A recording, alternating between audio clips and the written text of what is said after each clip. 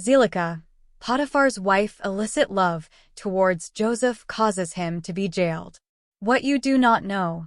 Welcome to the Way of the Cross channel.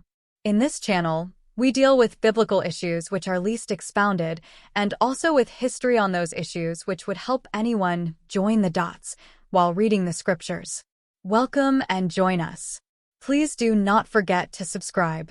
We will be very grateful. Take whatever we say with a pinch of salt. But please go and do your own research to see if it's true or not. Please write your comments below. We will appreciate it. The story of Joseph and Potiphar's wife in Genesis 39 contains some obvious lessons about fidelity in the face of sexual temptation, and there are also some subtler points to be found about the loyal character of God. The story is dramatic. Jacob's son Joseph is in Egypt, where he is Potiphar's servant and the most trusted overseer in his household. Potiphar's wife sees that Joseph was well-built and handsome, and after a while said, "Come to bed with me." Genesis 39 verses 6 to 7. For this video to be complete, we are going to use the Book of Jasher to trace those events in history. The Book of Jasher is an ancient Hebrew text that presents itself as an additional historical account of events found in the Old Testament of the Bible. The book covers a wide range of topics, from the creation of the world to the conquest of Canaan, and includes stories not found in the Bible. These stories include a detailed account of the battle between the prophet Abraham and a group of kings, the story of the sun standing still during Joshua's battle, and the backstory of Caleb, one of the Israelite spies. Although its authenticity and authorship remain uncertain, the Book of Jasher has been widely read and studied by scholars and laypeople alike, and has been referenced in a variety of works of literature and media over the years. Anyway, what really happened at that time? Here is the detailed account of events found in Jasher Chapter 44. And Potiphar took Joseph and brought him to his house that he might serve him, and Joseph found favor in the sight of Potiphar, and he placed confidence in him, and made him overseer over his house, and all that belonged to him he delivered over into his hand. And the Lord was with Joseph, and he became a prosperous man, and the Lord blessed the house of Potiphar for the sake of Joseph. And Potiphar left all that he had in the hand of Joseph, and Joseph was one that caused things to come in and go out, and everything was regulated by his wish in the house of Potiphar. And Joseph was 18 years old, a youth with beautiful eyes and of comely appearance, and like unto him was not in the whole land of Egypt. At that time, whilst he was in his master's house, going in and out of the house and attending his master, Zelicah, his master's wife, lifted up her eyes toward Joseph, and she looked at him, and behold, he was a youth comely and well-favored. And she coveted his beauty in her heart, and her soul was fixed upon Joseph, and she enticed him day after day, and Zelicah persuaded Joseph daily, but Joseph did not lift up his eyes to behold his master's wife. And Zelicah said unto him, "How goodly are thy appearance and form! Truly I have looked at all the slaves, and have not seen so beautiful a slave as thou art." And Joseph said unto her, "Surely he who created me in my mother's womb created all mankind." And she said unto him, "How beautiful are thine eyes, with which thou hast dazzled all the inhabitants of Egypt, men and women." And he said unto her, "How beautiful they are whilst we are alive, but shouldst thou behold them in the grave, surely thou wouldst move away from them." And she said unto him, "How beautiful and pleasing are all thy words! Take now, I pray thee, the harp which is in the house, and play with thy hands, and let us hear thy words." And he said unto her, "How beautiful and pleasing are my words when I speak the praise of my God and his glory." And she said unto him, "How very beautiful is the hair of thy head! Behold the golden comb which is in the house. Take it, I pray thee, and curl the hair of thy head." And he said unto her, "How long wilt thou speak these words? Cease to utter these words to me, and rise and attend to thy domestic affairs." And she said unto him, "There is no one in my house, and there is nothing to attend to but to thy words and to thy wish." Yet notwithstanding all this, she could not bring Joseph unto her, neither did he place his eye upon her, but directed his eyes below to the ground.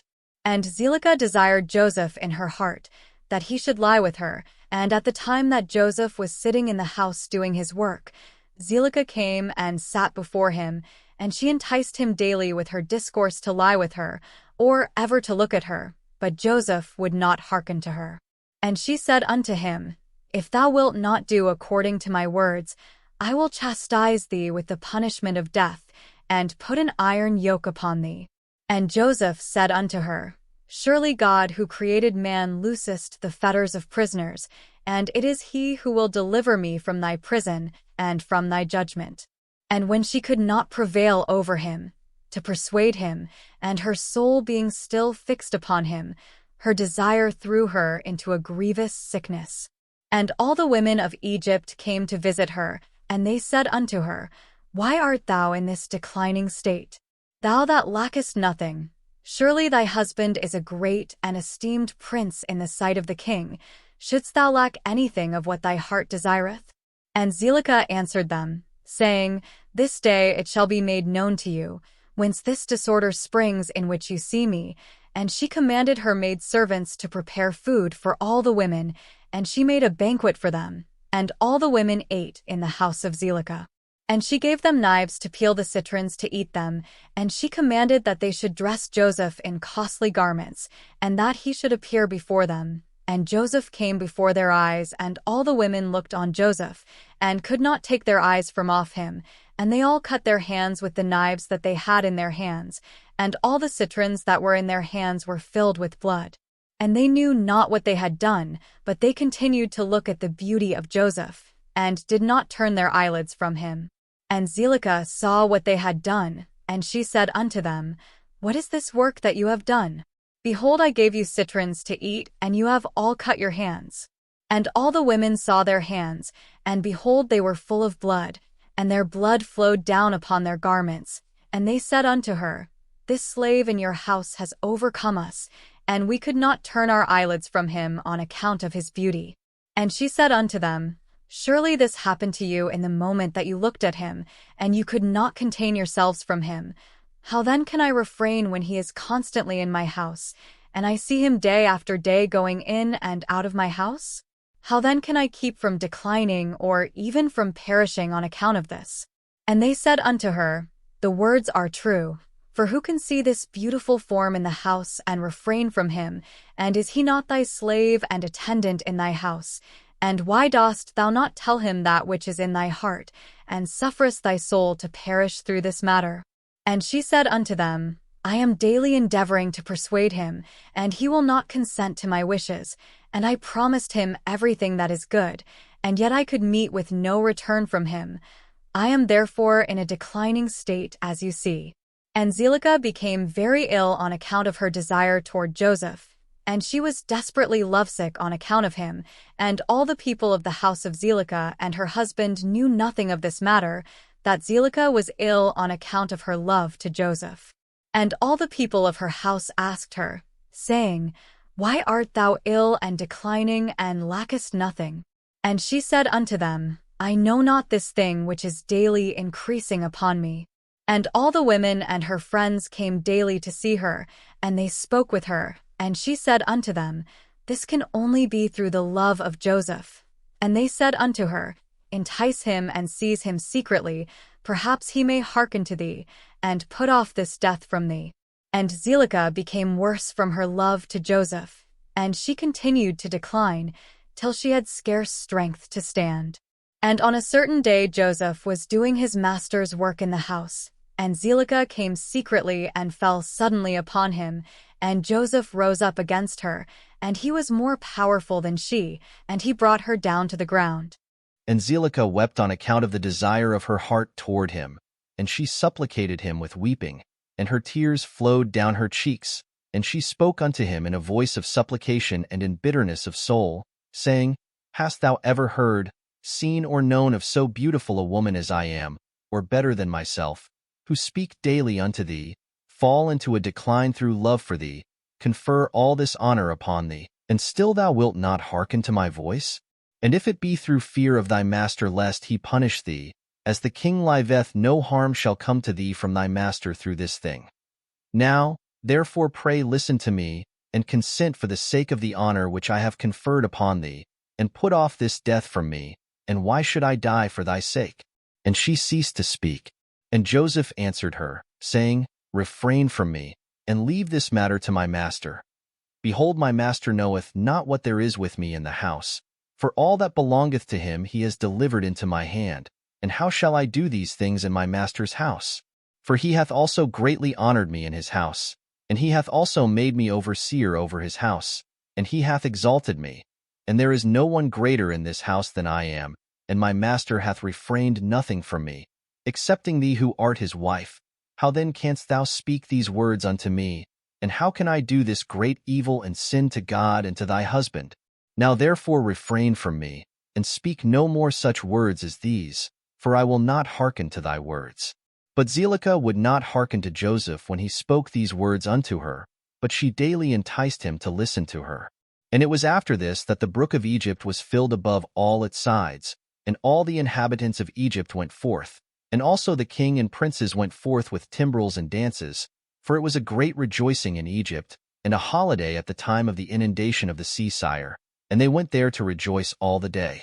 And when the Egyptians went out to the river to rejoice, as was their custom, all the people of the house of Potiphar went with them, but Zelicah would not go with them, for she said, I am indisposed, and she remained alone in the house, and no other person was with her in the house.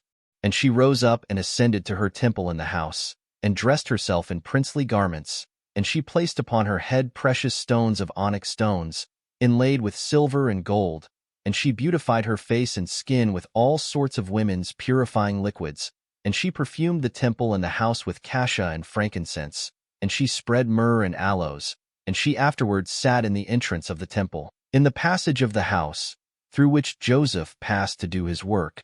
And behold, Joseph came from the field, and entered the house to do his master's work.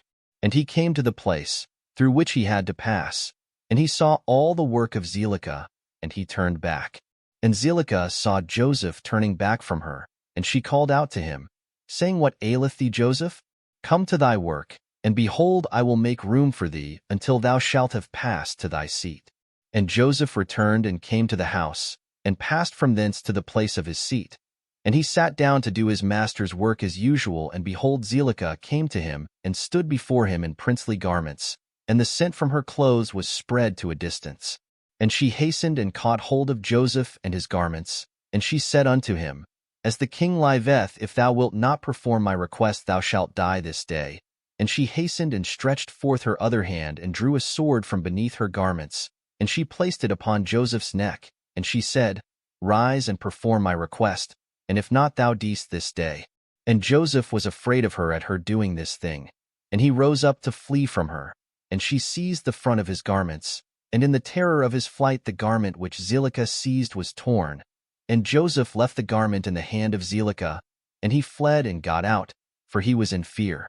And when Zelicah saw that Joseph's garment was torn, and that he had left it in her hand, and had fled, she was afraid of her life, lest the report should spread concerning her, and she rose up and acted with cunning, and put off the garments in which she was dressed, and she put on her other garments.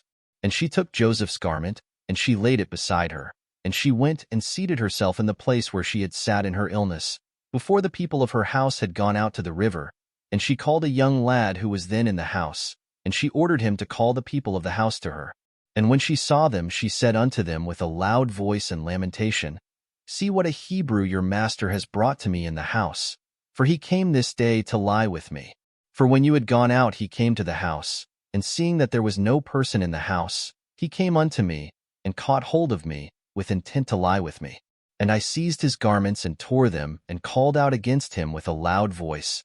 And when I had lifted up my voice, he was afraid of his life, and left his garment before me, and fled. And the people of her house spoke nothing, but their wrath was very much kindled against Joseph. And they went to his master, and told him the words of his wife. And Potiphar came home enraged, and his wife cried out to him, saying, What is this thing that thou hast done unto me in bringing a Hebrew servant into my house? For he came unto me this day to sport with me. Thus did he do unto me this day. And Potiphar heard the words of his wife, and he ordered Joseph to be punished with severe stripes, and they did so to him. And whilst they were smiting him, Joseph called out with a loud voice, and he lifted up his eyes to heaven, and he said, O Lord God, thou knowest that I am innocent of all these things, and why shall I die this day through falsehood, by the hand of these uncircumcised wicked men, whom thou knowest? And whilst Potiphar's men were beating Joseph, he continued to cry out and weep, and there was a child there 11 months old, and the Lord opened the mouth of the child, and he spake these words before Potiphar's men, who were smiting Joseph, saying, What do you want of this man? And why do you do this evil unto him? My mother speaketh falsely and uttereth lies. Thus was the transaction. And the child told them accurately all that happened, and all the words of Zelicah to Joseph day after day did he declare unto them. And all the men heard the words of the child, and they wondered greatly at the child's words. And the child ceased to speak and became still. And Potiphar was very much ashamed at the words of his son, and he commanded his men not to beat Joseph any more. And the men ceased beating Joseph.